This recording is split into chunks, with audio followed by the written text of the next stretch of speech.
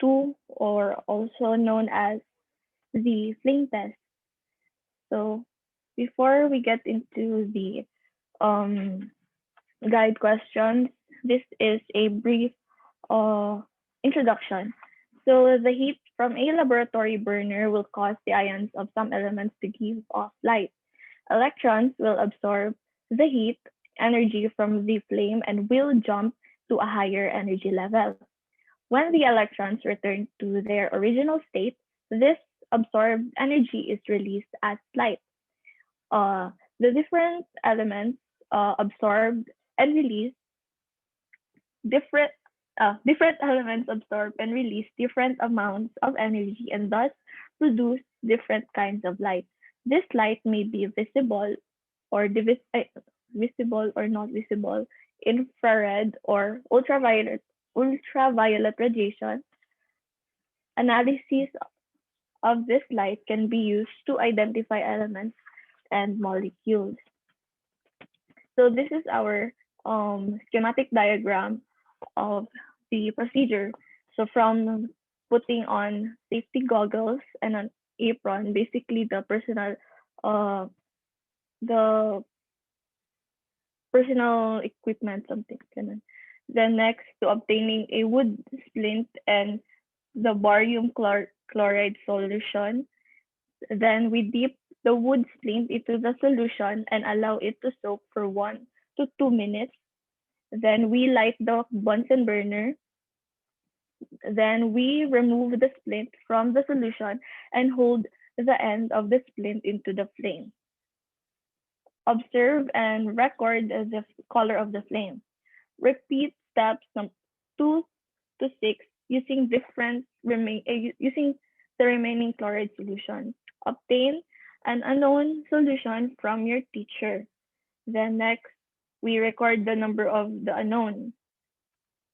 Next is to soak a wood splint in the unknown solution. Hold the splint in the flame and record the color of the flame heat that is produced. Then, using the data, identify the metal ion in your unknown solution. So now we'll proceed to the guide solution. So guide questions. So the first question is, do you think we can use the flame test to determine the identity of unknowns in a mixture? Why or why not? So yes, we can identify unknowns in a mixture because different elements absorb and release varying quantities of energy when heated, resulting in a range of light. Um, so because the colors are the same, if the colors are found in the unknowns of the combination, it indicates that the compound is this compound is present. Next, number 2. So why do different chemicals emit different colors light? So every element has its own set of energy levels and amount of electrons. The element's special build causes it to reflect different wavelength, producing different colors.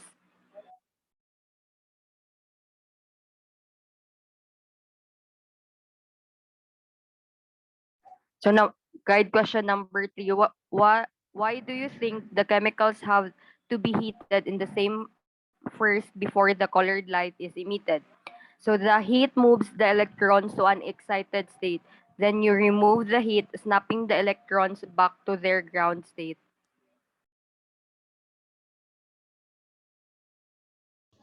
Okay, question number 4. Fireworks are made by combining metals with explosive materials. Using your data, which metals do you predict would be used in the production of green fireworks? We will use barium because according to our understanding of salt analysis, barium salt produces a grassy green colored flame in a flame test.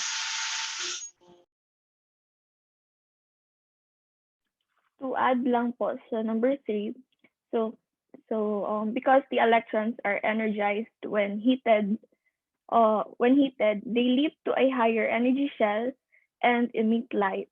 The chemicals must first be heated in the flame. before the colored light can be produced. Then for additional lang din po sa number 4. Because according to my research, barium provides the green color because barium emits the green color in a flame test because its emission spectra correspond to the wavelength of the green color.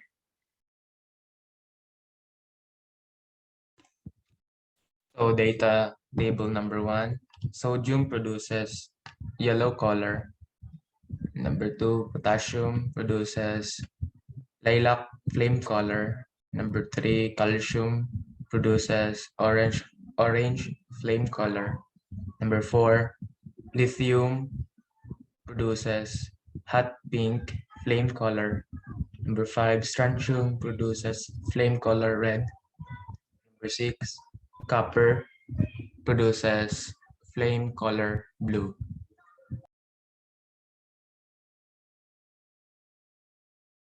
So we summarized our conclusions. We realized that we have so many procedures in determining the unknown element in a compound that we can use flame test, heat, which uh, flame test, which is heating the metal ion and wait for the light to be emitted. And we will show a video of kung yung mga procedures and the light, paano makita yung light, ganon. Wait lang.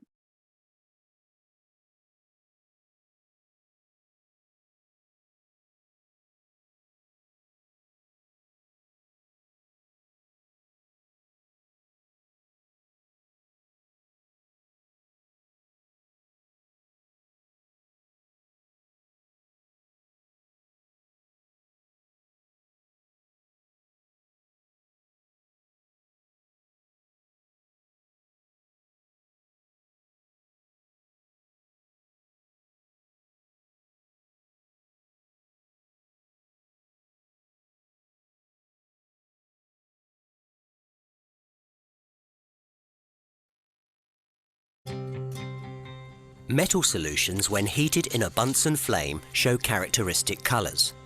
To test this in the laboratory, you use a flame test, which is an analytical procedure for detecting the presence of certain elements, usually metal ions. Metal salts are often used in fireworks because of the colours they produce.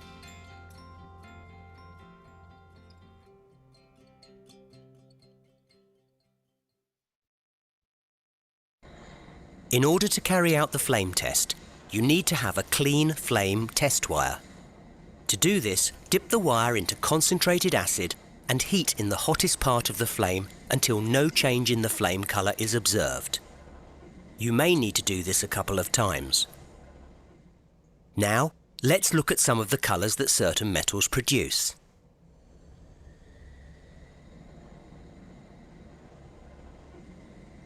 Sodium produces an orange colour. Sodium is often used in streetlights and is present in salt.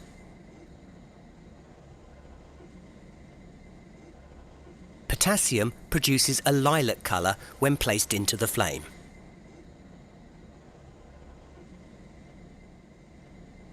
Lithium produces a bright red colour.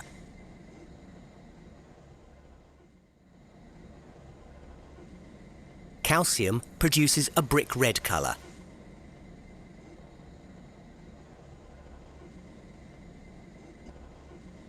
Barium produces a pale green colour.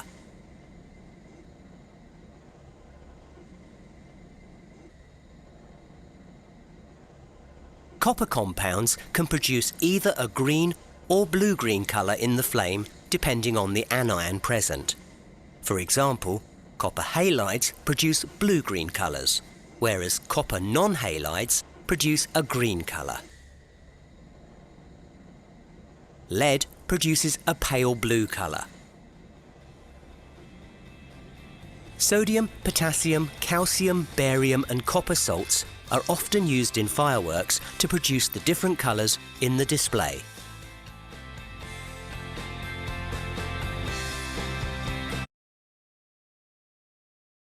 That is all po. Thank you. Okay, that is all. Before tayo mag-move on, Any question? Hindi masyadong mataas yung experiment na ito. And hindi din maraming things na kailangan i-understand. Marami na kayong i-memorize when it comes to the different colors of the elements na napoproduce ng ating the color of the flame produced by our elements. Can you please go back to pa-share ulit ng inyong PPT? Let us check your answers. The first part. Again, this one is entitled the flame test. What's the use of the flame test? Most likely, it's for the identification of our metals, to be exact, kasi metals naman yung nagpo-produce ng different colors of the flames. So especially if we have unknown solution, hindi natin alam kung ano ang kanyang content. Meron tayong solution pero hindi natin alam kung anong metal yung laman niya. So we can do again the flame test based on the colors of the flame na mapoproduce. Okay? So ano mangyayari dyan, class? If we do the flame test, we have the solution. We will dip a wire or splint sa ato ang solution, and then we will place it sa hottest part of the portion or hottest part of the flame, pero dapat non-luminous. Again, ang tandaan nyo, before you can do a flame test, kailangan ng luminous, which means blue flame tayo. So meaning we have to open the air hole. And then right after placing the splint with the solution on top of the Bunsen burner in the flame, you will see a change in the color of the flame. So each metal has its own characteristic color. Ano ang nangyari? Remember, these metals have electrons. And these electrons, if they don't consume energy, they are called in the ground state. Walang energy. Now, since you subject it to the flame, magkakaroon siya ngayon ng energy. So, itong let me write on the screen.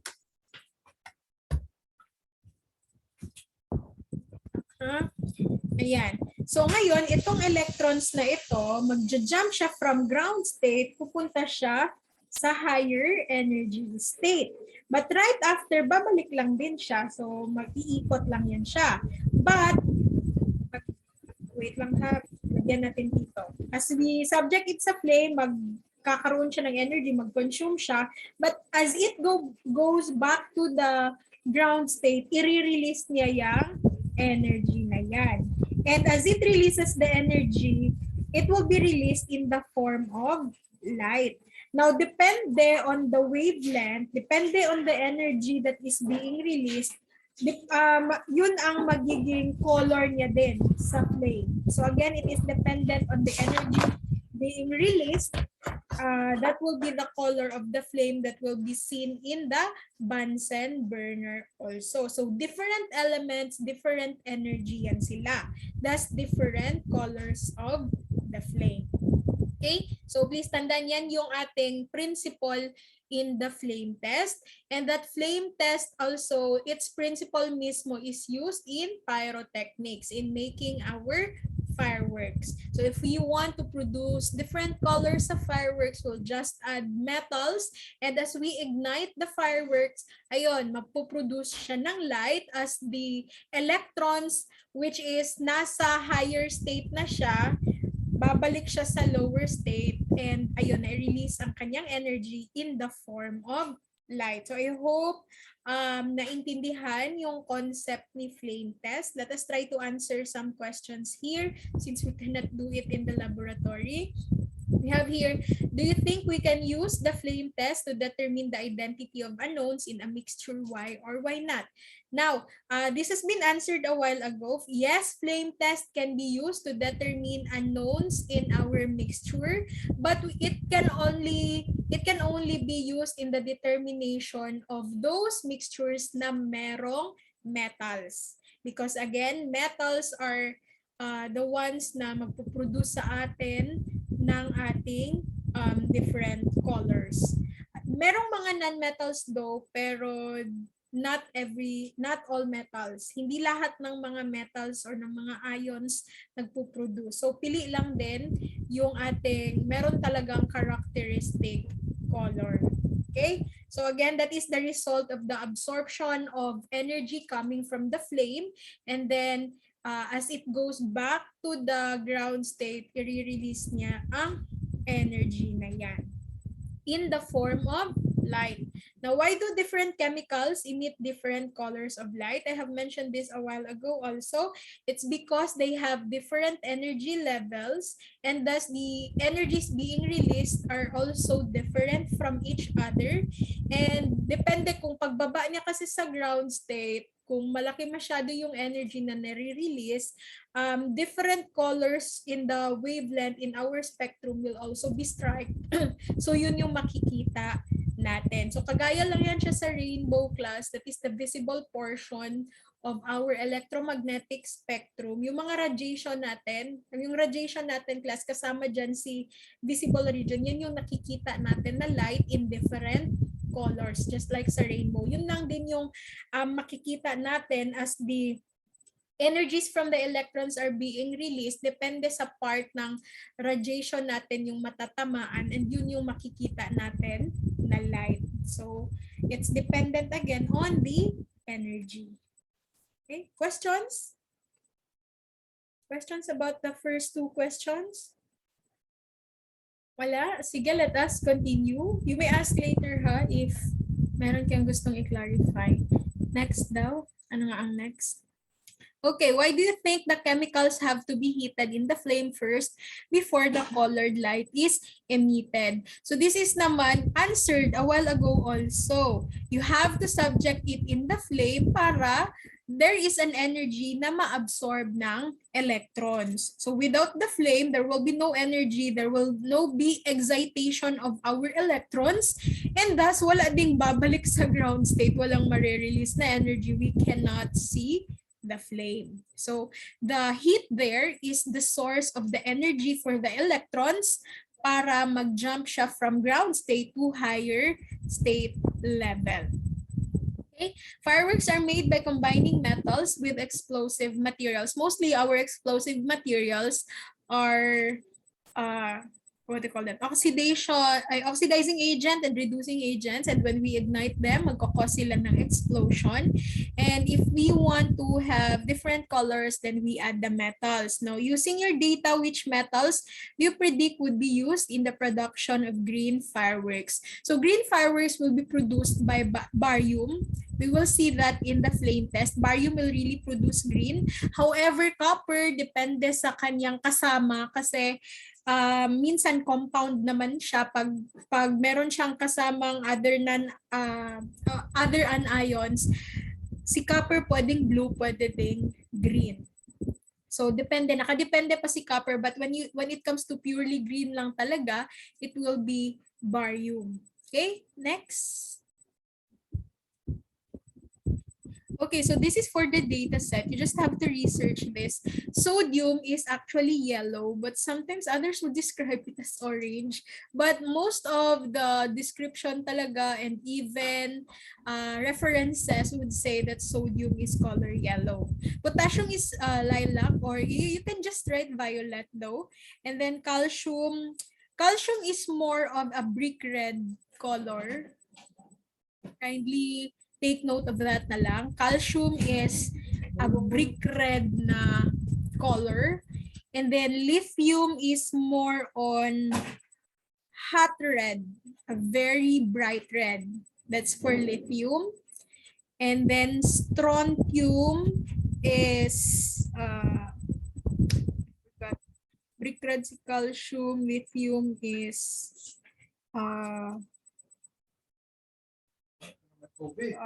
carmine red. Strontium is crimson red. Again, kasi marami sila, no, and then they have different shades of being red. So strontium is more of a crimson red. And then again, copper, depende, pwede siyang blue, pwede siyang green, and then barium is also green. Do you have questions sa answers niyo dito sa table? Paki-take note na lang para let's differentiate the different types of red. Calcium is brick red, lithium is carmine red, or let's just call it bright red. Strontium is crimson red. Copper is blue or pwede siya green, and barium is also green. Is the P end or may next pa yan na question? Ano next yan? And na po, ma'am. Ayan na. Okay. Sige. Questions, class, about our flame test.